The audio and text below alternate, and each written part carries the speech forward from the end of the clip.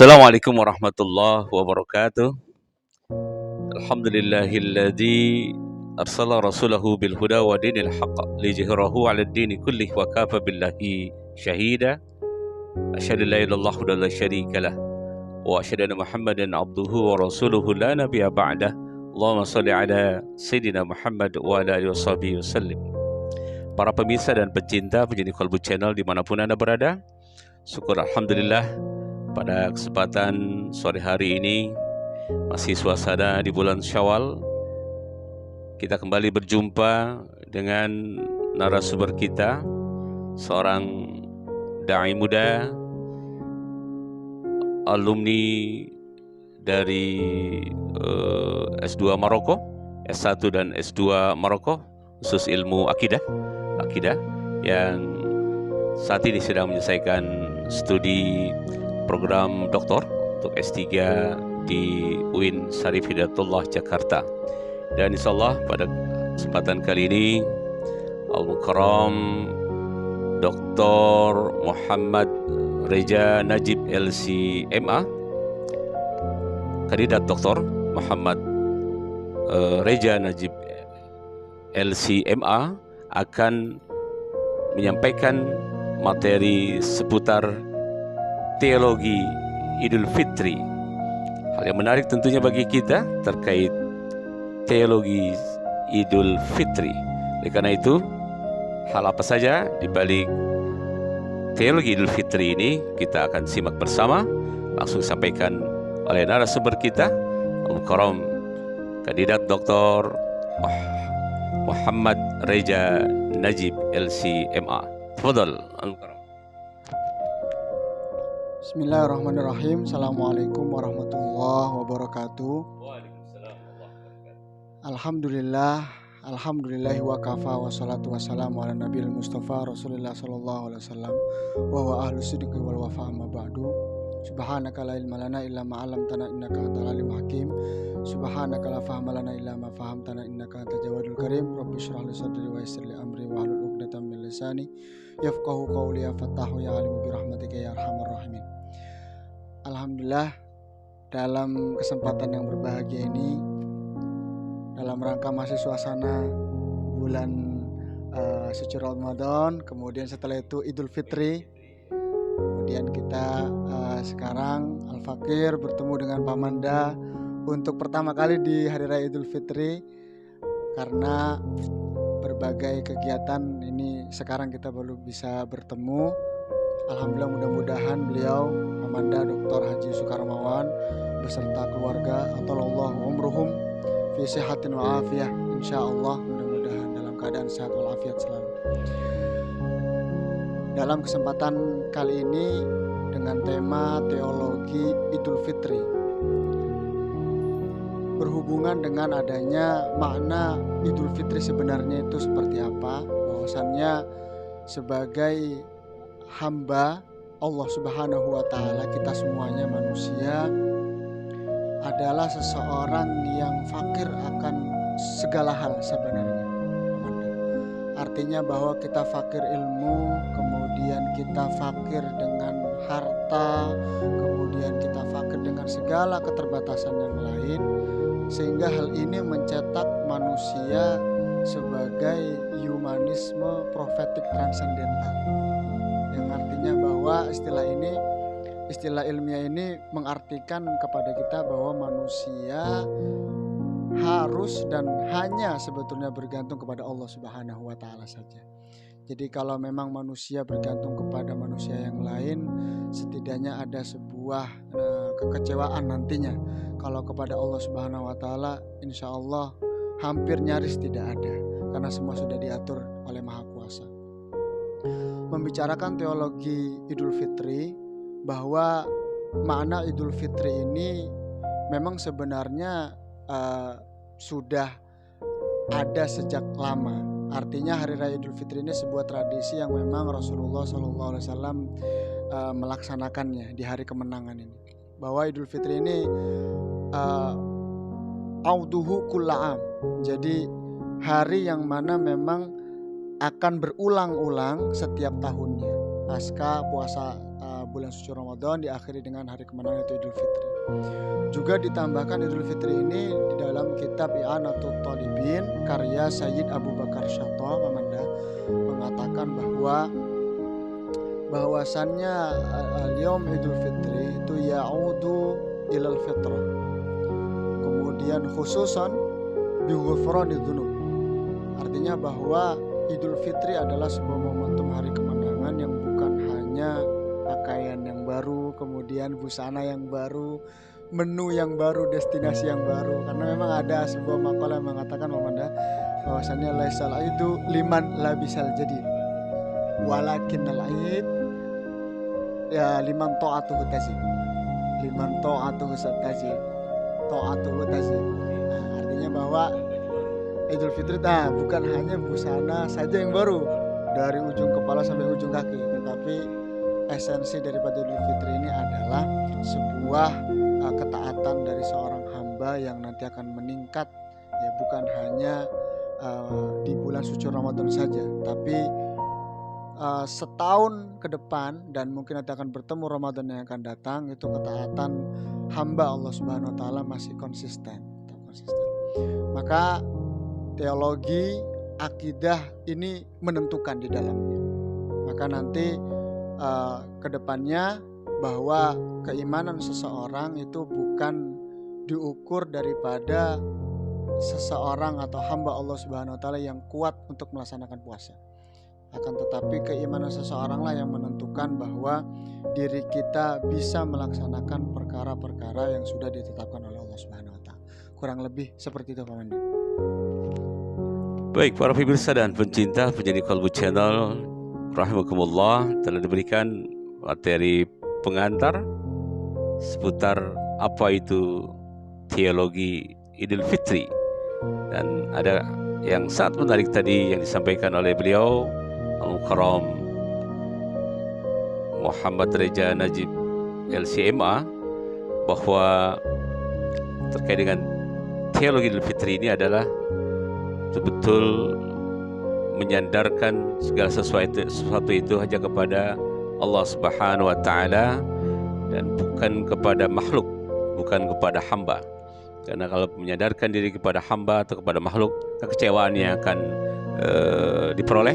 Tapi kalau kepada Allah Subhanahu wa taala, insyaallah ini nyaris tidak ada, jadi nothing tulus. Segala diserahkan kepada Allah Subhanahu wa taala. Dan terkait momentum Idul Fitri, sebuah makalah tadi yang disampaikan bahwa hakikat Idul Fitri adalah bukan pakaian yang bagus yang dikenakan serba baru pada momentum Idul Fitri, akan tetapi hakikat Idul Fitri adalah ketaatan yang meningkat dari seorang hamba. Baik, Al-Mukarram, ini hal yang menarik mengkaji teologi Idul Fitri ini. Berarti tampaknya bisa dikatakan bahwa dirasakannya hari kemenangan di momentum Idul Fitri itu sangat ditentukan dengan kualitas atau tingkatan dari akidah seorang hamba, itu Al-Mukarram ya.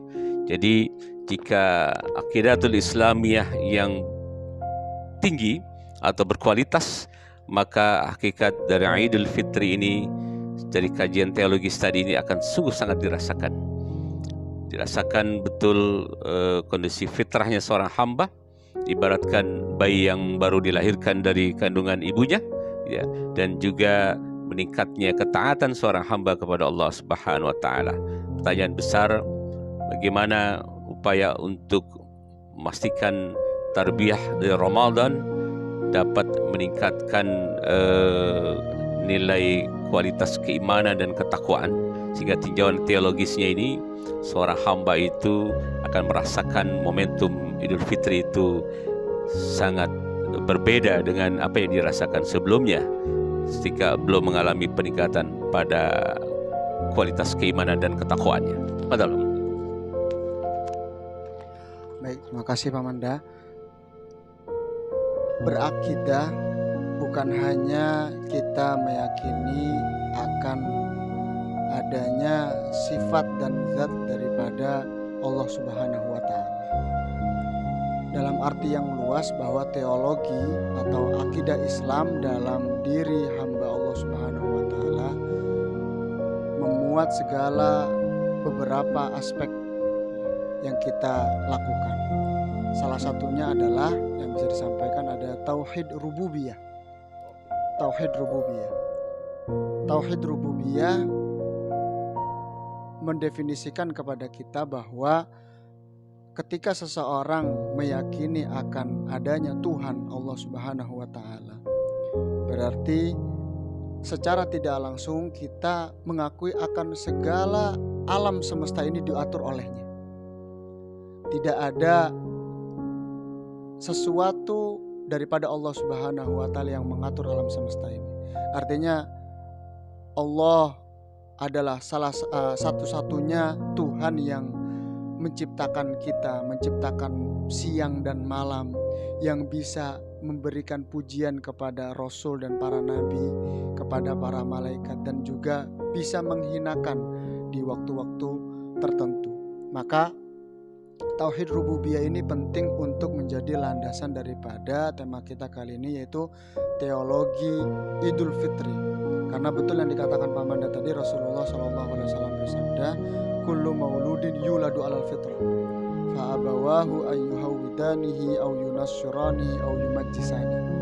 Artinya adalah fitrah manusia sebenarnya sejak zaman dahulu itu memang sudah bertauhid. Bahwasannya hal ini juga memberikan kita, menghubungkan kepada bahwasannya segala manusia itu terlahir sebenarnya suci, memenuhi fitrahnya. Maka fitrah inilah yang diatur, yang nantinya dicetak ya, kepada orang tuanya yang nanti mengajarkan atau mendidik kepada putra-putrinya. Artinya bahwa ketika seseorang anak yang baru lahir dari rahim seorang ibu, maka kedepannya akan ditentukan oleh orang tuanya. Artinya ketika orang tuanya berangkat akan mengajarkan ajaran-ajaran Yahudi, atau ajaran Nasrani, kemudian Majusi, penyembah api dan lain sebagainya, maka hal itu akan mencetak putra-putri kita menjadi ajaran yang sama. Akan tetapi kalau misalkan putra-putri kita terlahir sebagai muslim yang kafah, muslimah yang kafah, maka hal itu menjadi fitrah yang sangat luar biasa. Karena Allah Subhanahu wa taala berfirman, fitratallahi allati fataran nasa 'alaiha la tabdila li khalqillah. Kurang lebih seperti itu, bahwasannya fitrah ini, fitrah Allah Subhanahu wa taala itu mencakup ke segala ruang, ke segala sisi macam kehidupan manusia dimanapun berada. Tetapi memang pada akhirnya orang tuanya lah yang berperan sangat penting ya, dalam konteks ini. Maka Tauhid Rububiyah menjadi landasan kita semuanya untuk menyongsong Idul Fitri pada tahun 1444 dan juga mengokohkan akidah Islam kita. Karena kalau tidak berangkat dari sebuah keimanan yang kuat, kemudian bertauhid yang kuat, maka itu semua seperti omong kosong saja. Dari zahir kita terlihat sudah lengkap, kemudian batin yang masih sedikit kurang dilengkapi dengan tauhid dan keimanan kepada Allah Subhanahu wa taala. Kurang lebih seperti itu. Baik, pemirsa penjadi Qalbul Channel rahimakumullah, telah disinggung terkait dengan salah satu aspek dalam tauhid tadi adalah tauhid rububiyah. Jadi teologi Idul Fitri maka harus didasari juga dengan kekuatan tauhid rububiyah bagi seorang hamba. Jadi hal yang menarik terkait dengan kategori tauhid, tentunya Syekh, tauhid rububiyah. Selain rububiyah kita mengenal tauhid uluhiyah ya. Nah, ini mohon penjelasan dan ditutup nanti dengan tauhid asma wa sifat tentunya ya. Jadi 3 komponen tauhid ini, komponen tauhid yang sangat penting yang juga nanti berkorelasi dengan kualitas seorang hamba Allah, khususnya bagi umat Islam. Setelah tarbiyah Ramadan 1 bulan penuh, maka dia akan merasakan satu kondisi yang fitrah di momentum Idul Fitri. Betul-betul dari kajian teologi, dari tinjauan atau komponen tauhid rububiyah ya, tauhid uluhiyah, dan juga tauhid asma wa sifat. Dua tauhid, mohon penjelasan Al-Mukarram dengan keterbatasan waktu yang ada, insyaallah bisa disampaikan oleh Al-Mukarram. Tafadhal. Sahabat-sahabat penjernih Kolbu Channel dimanapun berada, bahwasannya dari 3 komponen tauhid ini mencakup beberapa poin yang penting bagi kita semuanya. Yang pertama adalah yang disampaikan oleh Pak Manda tadi, tauhid rububiyah. Tauhid rububiyah ini yang pertama, bahwasannya tidak jauh ya, tidak terlalu beda dengan tauhid uluhiyah.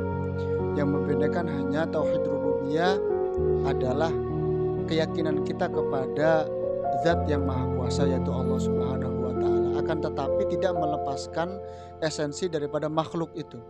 Artinya hubungan antara makhluk dan khalik itu tidak terlepas seperti mata rantai yang tidak bisa terputus. Maka hal ini menjadi poin penting bagi inti daripada tauhid rububiyah. Ada keterhubungan antara makhluk dan sang khalik, yaitu hablum minallah kalau biasa kita kenal. Kemudian yang kedua tauhid uluhiyah, yang ini hanya ada pada karakter Allah Subhanahu wa taala saja. Artinya sebuah ketetapan, qada, qadar, kemudian ketentuan yaumil akhir, yaumil qiyamah dan lain sebagainya. Ini semua sudah diatur hanya Allah Subhanahu wa taala. Tidak ada campur tangan manusia. Dan juga al-wa'du wal wa'id, janji-janji Allah, surga dan neraka, itu semua Allah Subhanahu wa taala yang mengaturnya. Mungkin kita pernah dengar pepatah begini, Pak Manda. Al-jannah itu mala ainun ra'at wala udunun sami'at wala khatra fi qalbil bashar. Artinya bahwa surga dan neraka ini memang tidak pernah terlintas dalam pikiran kita, tidak pernah terdengar dalam telinga kita, tidak pernah terlintas dalam hati kecil kita. Dan itu sebuah gambaran yang sangat luar biasa untuk memberikan tauhid, definisi tauhid dasar bagi kita semuanya yang mungkin saya juga masih awam. Itu tauhid uluhiyah. Yang terakhir tauhid asma wa sifat. Asma wa sifat, kita bisa melihat asma Allah Subhanahu wa taala di dalam Asmaul Husna yang 99, yaitu nama Allah Subhanahu wa taala. Maka inilah, selain nama Allah Subhanahu wa taala, kita bisa mengatakan Ar-Rahman, Ar-Rahim lillahi taala, Al-Qadim, kemudian Al-Mutakabbir dan lain sebagainya. Karena yang berhak sombong, yang berhak bilang saya mampu atas segala sesuatu itu hanya Allah Subhanahu wa taala. Kemudian as-sifat itu adalah sifat yang wajib kita ketahui. Wujud, qidam, baqa, mukhalafatun lil hawaditsi, qiyamu binafsi ila akhiri. Sebegitu Pak Manda. Mungkin kita bisa melihat sebaliknya, ada sifat-sifat jaiz, kemudian sifat mustahil bagi Allah Subhanahu wa taala, ada bahwasanya wujud yang wajib kita ketahui bahwasanya Allah itu ada. Sifat mustahilnya adalah Allah tidak ada. Itu adalah akidah dasar mungkin yang bisa sering kita lihat di dalam kitab Nurul Ghulam, karya daripada Syekh Ahmad Al-Marzuki. Dan esensi terakhir seorang hamba hanya sebenarnya dari 3 komponen ini bersyukur atas nikmat Allah Subhanahu wa taala yang bisa Allah Subhanahu wa taala kehendaki kepada kita.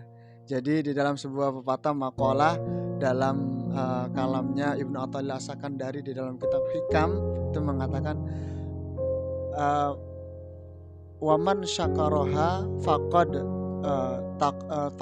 ta'arrada li zawaliha. Jadi seseorang yang bersyukur kepada Allah Subhanahu wa taala, maka tentunya akan ditambah Pak Manda.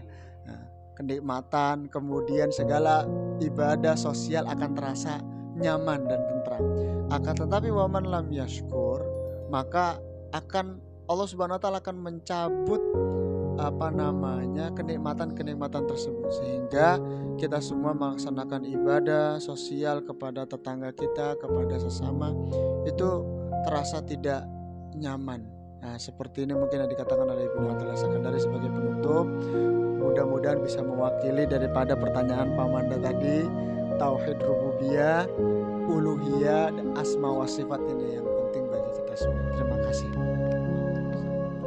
Baiklah, para pemirsa dan pencinta penjadi Kolbu Channel rahimakumullah, telah diuraikan dengan singkat dan padat terkait dengan teologi Idul Fitri oleh Al-Mukarram kandidat doktor Muhammad Reja Najib LCMA, dan dari 3 komponen tauhid yang tidak boleh kita lupakan dan senantiasa harus tertanam di dalam lubuk hati kita, di dalam diri setiap kita hamba Allah, adalah tauhid rububiyah yang tidak lepas antara sang makhluk dengan sang khalik. Boleh jadi juga termasuk di dalamnya adalah bagaimana kita mengimani ciptaan Allah di jagat raya ini, alam semesta ini, termasuk sosok keunikan manusia yang Allah ciptakan. Dan jangan lupa bahwa itu merupakan tanda kebesaran Allah Subhanahu wa taala, ya saya. Yang kedua tadi tauhid uluhiyah, bahwa ini menumbuhkan satu keyakinan di dalam dada kita bahwa Allah Maha berhendak, Allah Maha segalanya, dan Allah pencipta alam semesta dan menjanjikan surga bagi hambanya yang senantiasa taat. Dan jangan lupa, hati-hati, Allah menyiapkan api neraka bagi hamba-hambanya yang senantiasa membangkang atas perintah Allah Subhanahu wa taala. Dan semua sifat dari 99 nama Allah Subhanahu wa taala harus kita yakini, dan tentunya bukan sebatas kita hafalkan dari 99 nama Allah tersebut, tetapi bagaimana kita bisa mengimplementasikan, gitu ya Al-Mukarram ya, dalam kehidupan kita. Dan penutup dari beliau tadi, ini makalah yang diambil dari nasihat Ibnu Athaillah dalam kitab Al-Hikam, dan sangat menarik. Kita bersyukur kepada Allah Subhanahu wa taala, niscaya Allah bentangkan berbagai kenikmatan, Allah lipat gandakan kenikmatan kepada hambanya yang senantiasa bersyukur. Dan jangan lupa, kita kufur nikmat, Allah cabut kenikmatan yang telah diberikan kepada kita. Na'udzubillah summa na'udzubillah. Baiklah para pemirsa dan pencinta Kolbu Channel rahimakumullah, kita akan kembali bertemu dengan beliau Al-Mukarram kandidat doktor. Saya sebut kandidat doktor karena sebentar lagi beliau akan menyelesaikan program doktor di UIN karena sudah dalam proses penyusunan disertasi. Kita doakan mudah-mudahan cepat beliau menyelesaikan program doktornya, dan semoga kita bisa bertemu kembali dengan kandidat doktor Muhammad Reja Najib LCMA pada materi selanjutnya. Dan akhirnya kami berdua mengucapkan wallahul muwaffiq ila aqwamit thoriq. Wassalamualaikum warahmatullahi wabarakatuh. Masya Allah, barakallah, luar biasa.